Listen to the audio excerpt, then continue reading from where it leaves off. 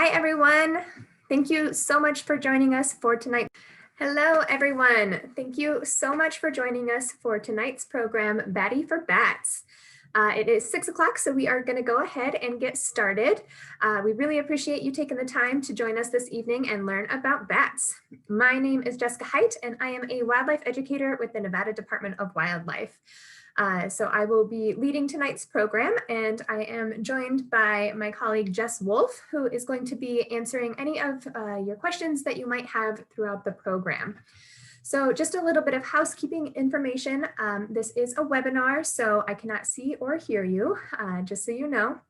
So if you want to interact with us at any point, or if you have any questions, please direct them to the Q&A box. We do have the chat disabled for this particular program. So head on over to the Q&A box, which you should find at the bottom of your screen, and put in any questions that you might have throughout the program, and Jess will be responding to those.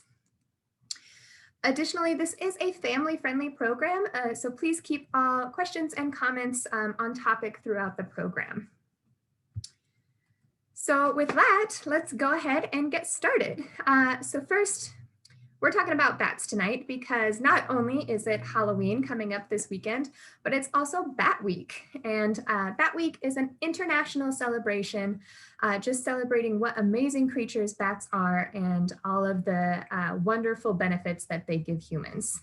So what exactly is a bat? So in order to be a bat, you have to be a mammal. So just like all mammals, they have certain characteristics, such as they are warm-blooded, meaning that they have a constant body temperature at all times like humans do. They are covered in fur. They produce live young, so they don't lay eggs like birds or some reptiles. And then they also produce milk, so the females will nurse their young.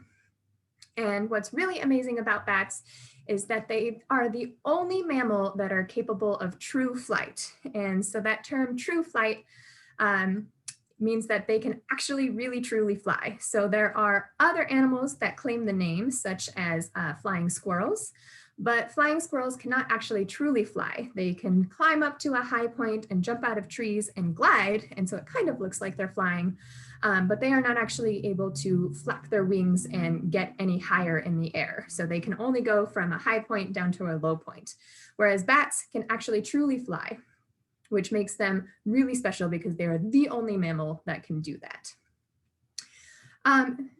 I do actually have a poll for you before we get started. My question to you is, are bats related to rodents? So that's a pretty common thing that we hear, is that bats and rodents are pretty closely related. So what do you think? So you should have a poll popping up on your screen. Just go ahead and pick whichever answer you think most closely reflects how closely bats and rodents are related. I'll give you about 5 more seconds to get your answers in.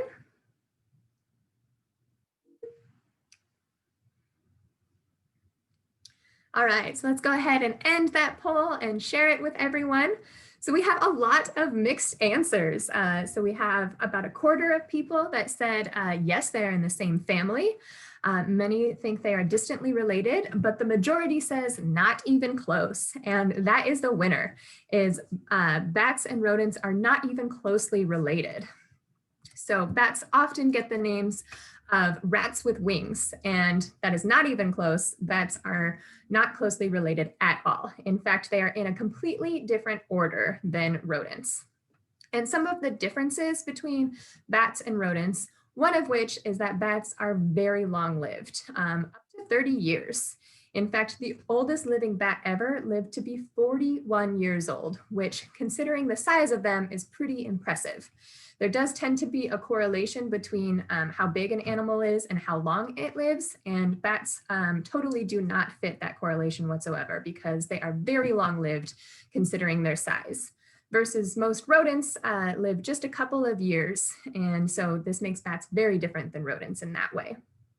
Another huge difference between them is that bats have very few young, and their young are called pups. And bats typically only have 1 pup per year, and that's it. There are a couple of species that can have up to 2 at a time, but typically it's just 1 pup. whereas rodents have a whole bunch of young all at once, and they can even have multiple litters in a year. So rodents tend to produce a lot more young because they are not as long-lived. So those are two huge differences, and bats and rodents are not even closely related at all. So they are very, very different animals. Bats belong to their very own order called Chiroptera, and that directly translates to hand wing. And they got this name because the bones that are in their wings are the exact same bones that we have in a human hand. So this photo on the left, you can see the bones in the bat's wing are color-coded. And if you look at the bones in their wing compared to the bones in our hand, you see that they have the exact same color coding and the exact same structure. So we are pretty, somewhat closely related. And we can see that in the structure of the bat wing is the same bones as our hand. And you can compare that to the bird's wing. You see it's a very different structure altogether. So it's more closely related to our hand than it is to a bird's wing. And so that means in this picture on the right, that bone right there, that's the bat's forearm. Each one of those is the exact same thing as our finger bones. And this little tiny guy sticking out up the top, that is actually the bat's thumb. So they'll have 5 fingers in there, and then it's just covered with skin, and that's how bats are able to fly. They're also pretty different than birds because they don't have hollow bones like birds do. They're just very, very thin and frail and very lightweight. So in the world, there are bats literally everywhere except for Antarctica. They live on every single continent with the exception of Antarctica, which is pretty amazing. And there are over 1,300 different kinds of bats in the world. So that makes them the second highest diversity in the mammal category. So what percentage of mammals do you think bats make up? So we'll have another poll up on the screen. So what percentage of mammals do you think are bats?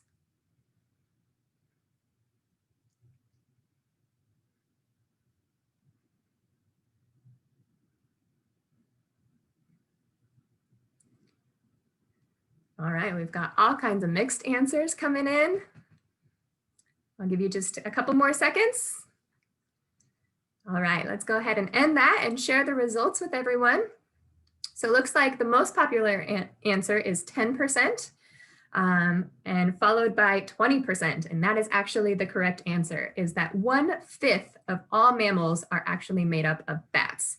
So they are a super highly diverse group of animals that are found all over the world.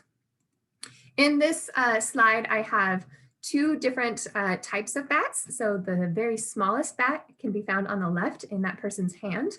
That is called a bumblebee bat, and it lives in Thailand, and it weighs less than a penny. It's very, very small. Versus the largest bat, which is called a flying fox, is over there on the right, and they are quite large, up to about 2.5 pounds, which isn't much still, but substantially larger than our tiny bumblebee bat.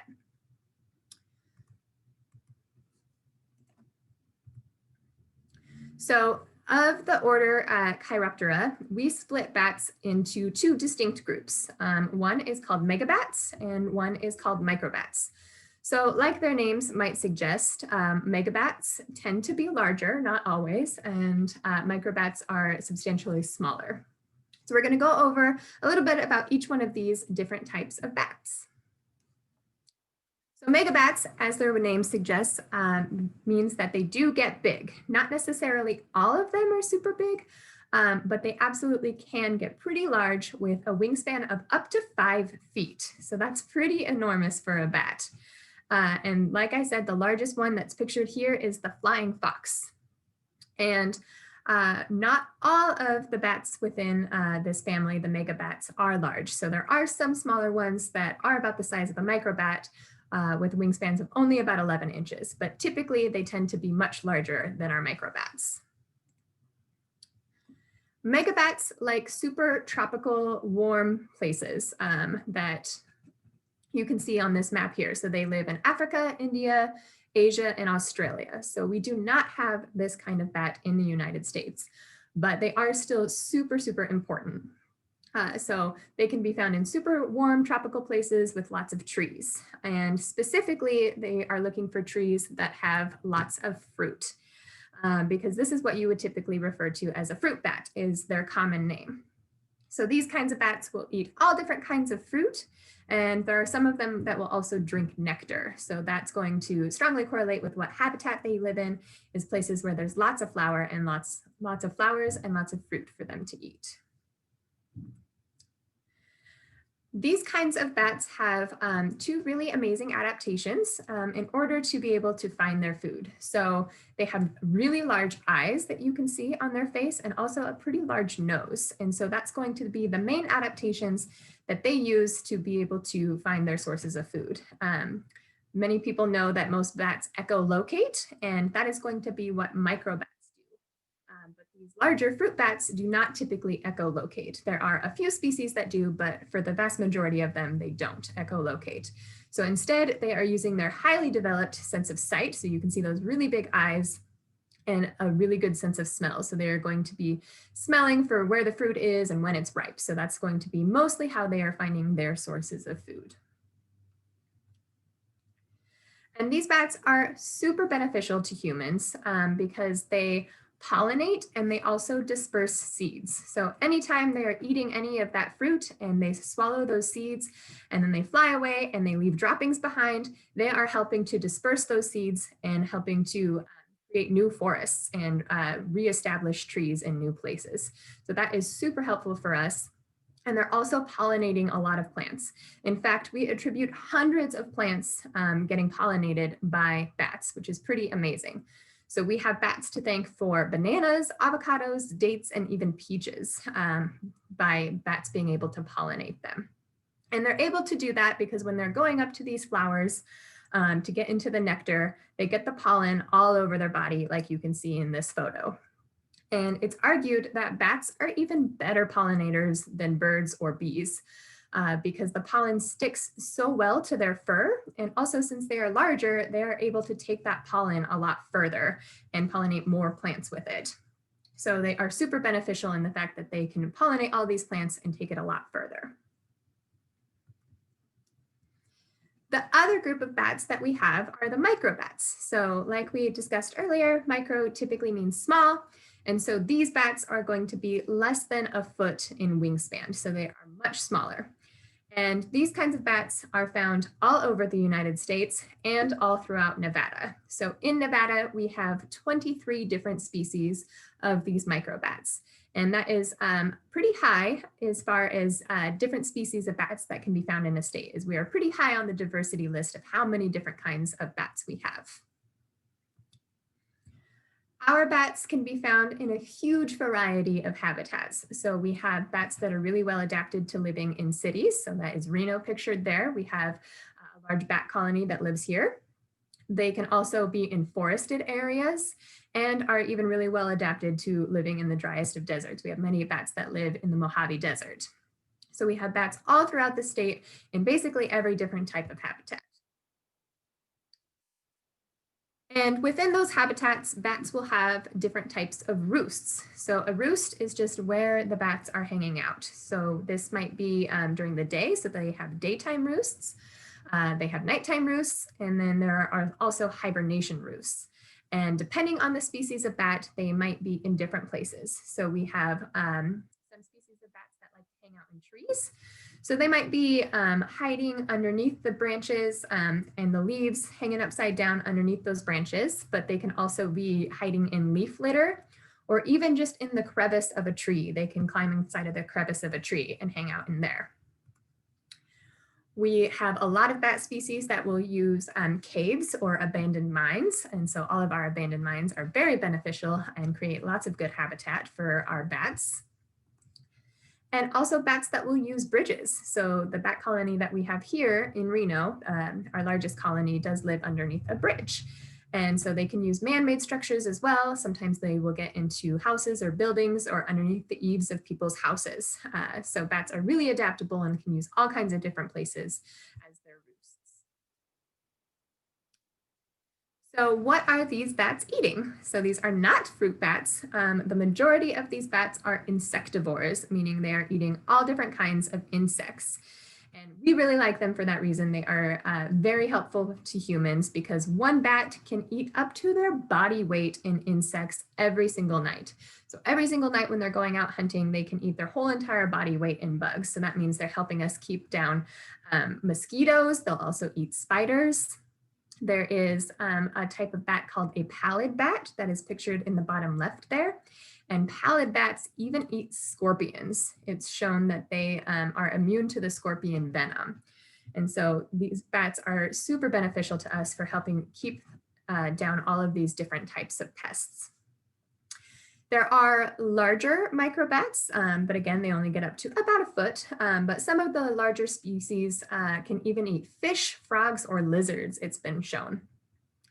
And there are 3 species of bats called vampire bats that do drink blood, but they do not live in Nevada or even in the United States. So they live in South America, and they are not drinking the blood of humans. They are drinking typically the blood of like livestock, like cows and things like that.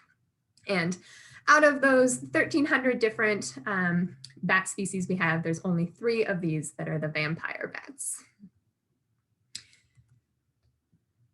Another really amazing adaptation that bats have is the ability to be able to hang upside down. And they are able to do this by having super specialized feet and tendons. So I want you to imagine like a clothespin. A clothespin is naturally closed, and then you have to pinch on the end to open it up. That's basically what a bat's feet are like, is that they are naturally closed and pinching.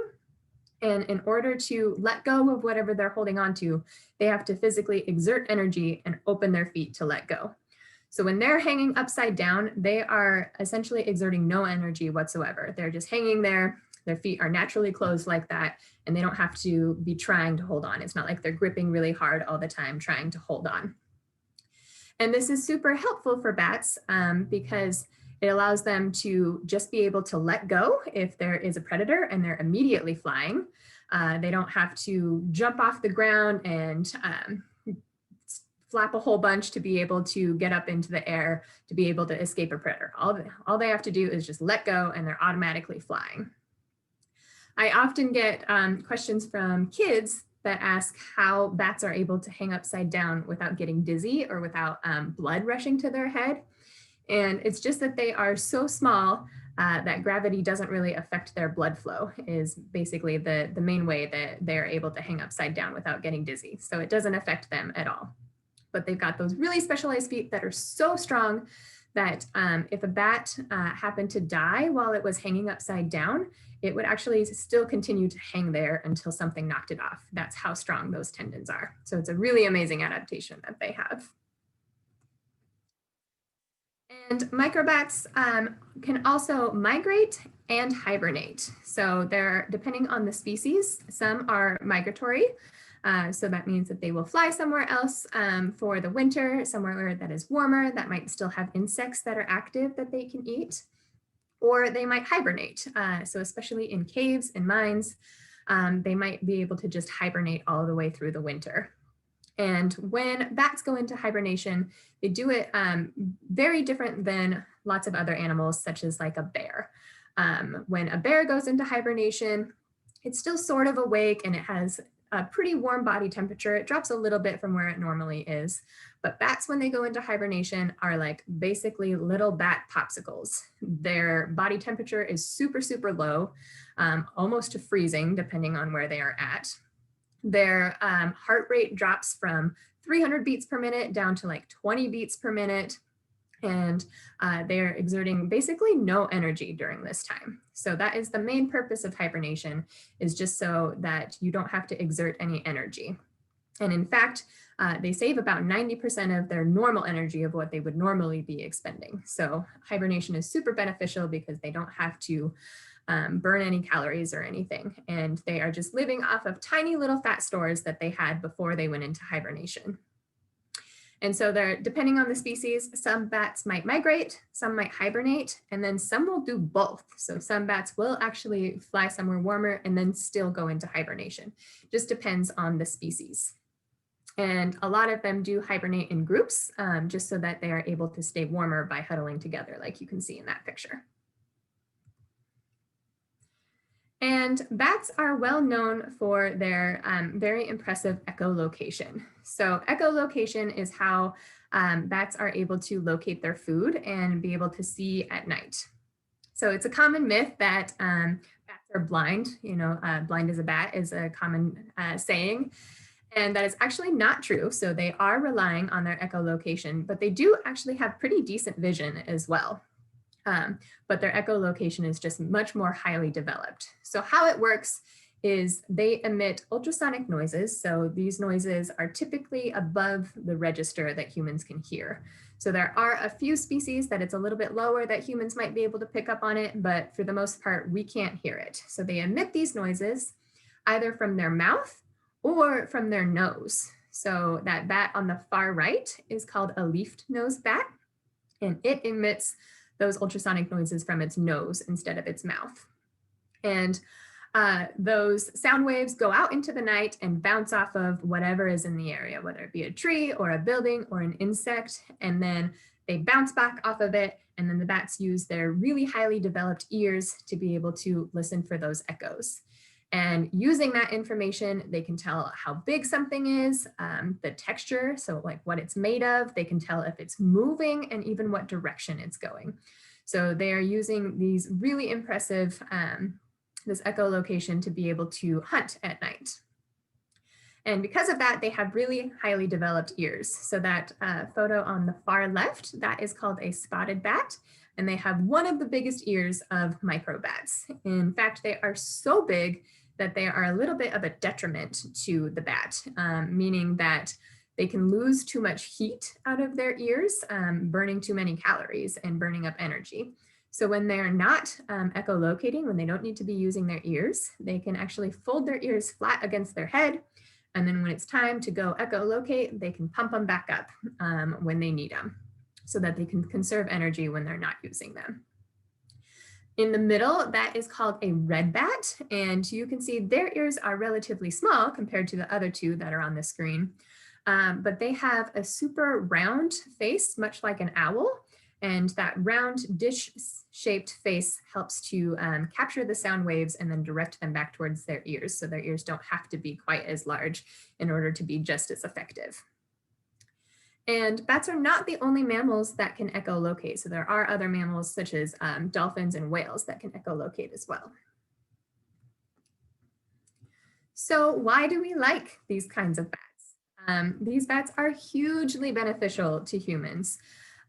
So not only are they eating a huge amount of insects that are just annoying to us, such as mosquitoes, but they're also helping out the agriculture industry by eating thousands and thousands of bugs that can otherwise cause a lot of damage.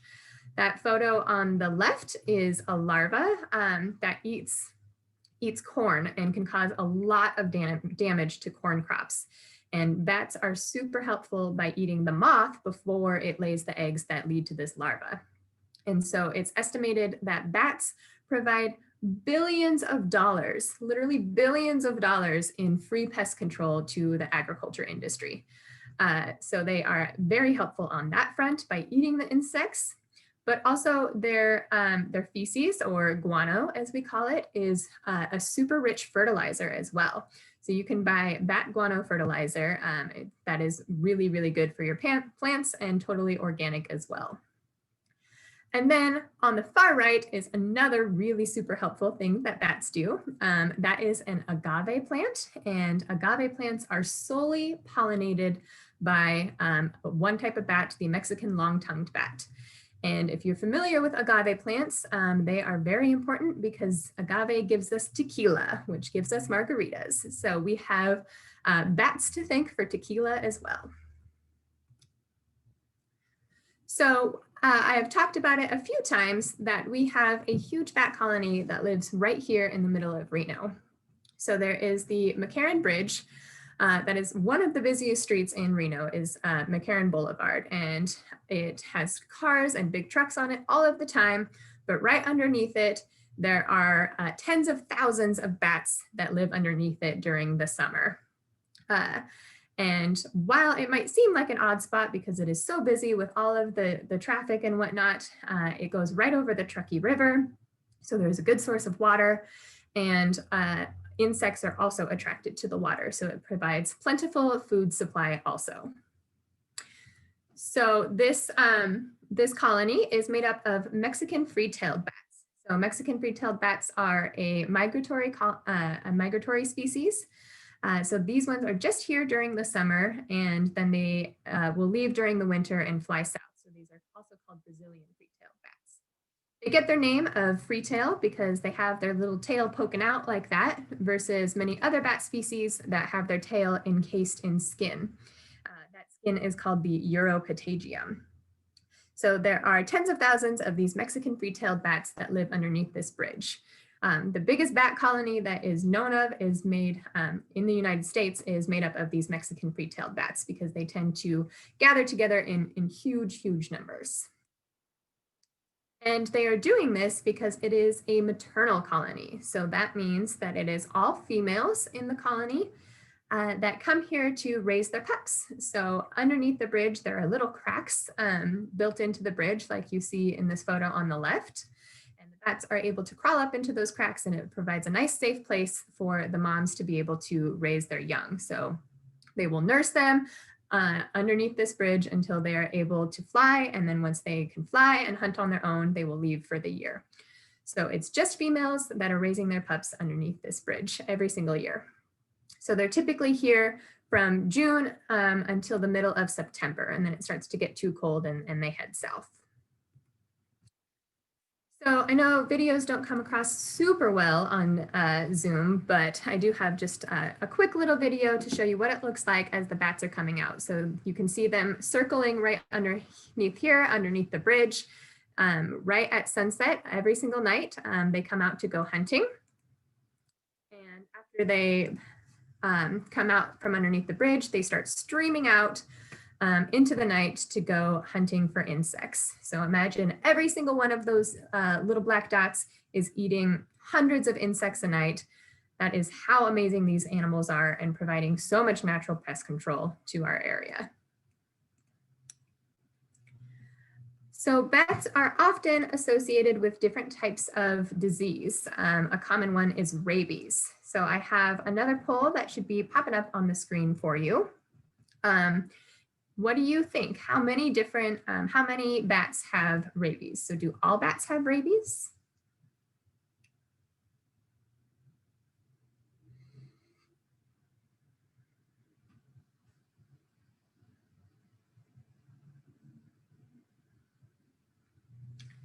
All right, I'll give it just a couple more seconds. Get your vote in if you want. All right, let's go ahead and share those results. So most of you got me. No, very few bats actually have rabies. In fact, less than 1% of bats actually carry rabies. So they are a mammal, which means that they are capable of carrying rabies like any mammal, but less than 1% of them actually have it. And it's really not a threat to humans as long as you aren't touching bats. So the best way to stay safe is to just not touch a bat. The majority of cases in which a human has contracted rabies or had to get tested for it was because they found a bat on the ground and they touched it. So as long as you don't touch bats that are on the ground, you do not need to worry about contracting rabies from a bat. But there is a disease that bats get that is only to bats, not at all transferable to humans. That is a big problem, and it's called white nose syndrome. White nose syndrome is what's pictured in that photo on the right, and it originated on the East Coast, and it's a fungal disease that affects certain species of bats, typically bats that hibernate. So this disease really likes cold places, cold and dark and wet places. So it's inside of caves where bats are typically hibernating.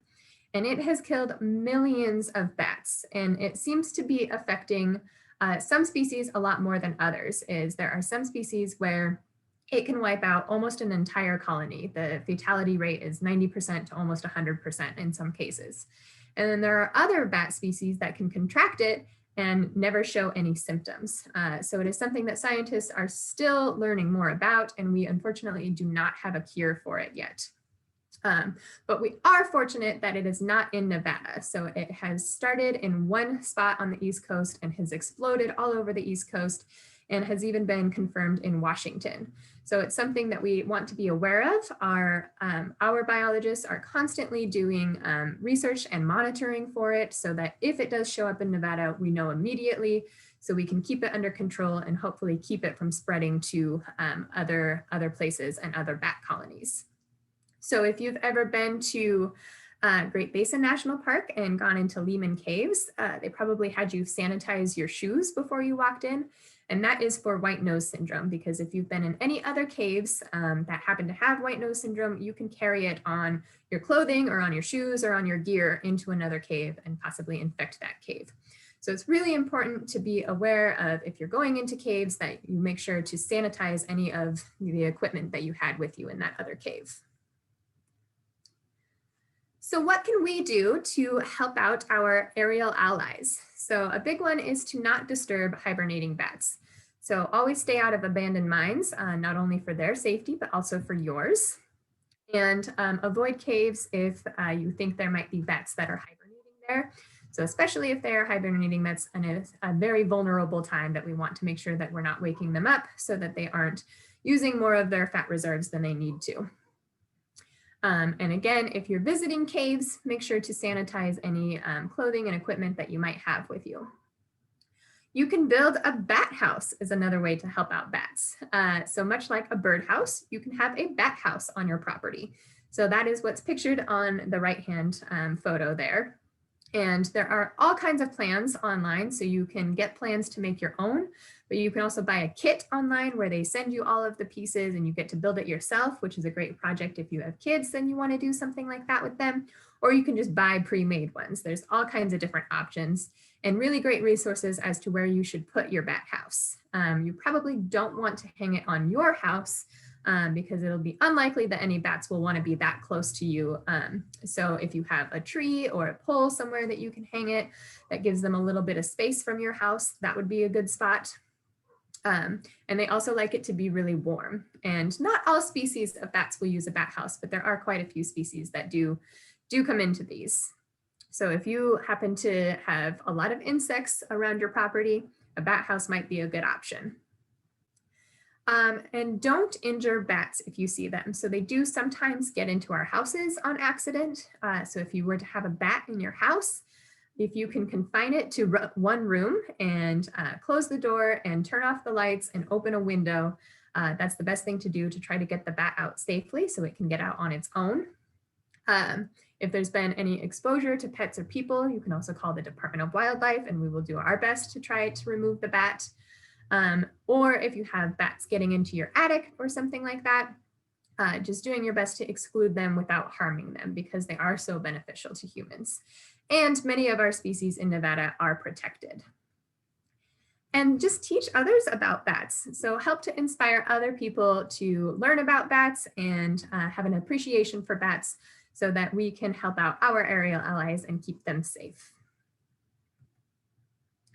So with that, does anybody have any questions? And again, thank you so much for attending tonight's program. We really appreciate it. Jess, are there any questions we haven't gotten to yet? So right now I'm answering a question about what side of the shed is best to mount a bat house in Southern Nevada. And I personally don't know. Do you know, Jess? If you get up online, it'll tell you east or west or what side of the shed, because they like it to be really warm, but you don't want to cook them alive either. So since Southern Nevada is already really warm, I would definitely check that out. But I'm sorry, I'm not sure exactly which side to mount it on. Perfect. Yeah, I wasn't positive either. I'm actually going to, in that question, I'm going to send you a link. It's for batcon.org, and they have a whole great list of information for like how to install your bat house, and they would probably be the best resource for that. What can we do to change the law in Nevada pertaining to the rescuing of bats? So I think this is referring to that bats are vectors and they can't be rehabbed. Gotcha. So unfortunately, we cannot rehab any vector species in Nevada. So a vector species is an animal that could possibly transmit rabies. And in Nevada, we have pretty strict laws that things like raccoons or bats cannot be rehabbed and released because we don't want them to be able to transmit rabies at a higher rate.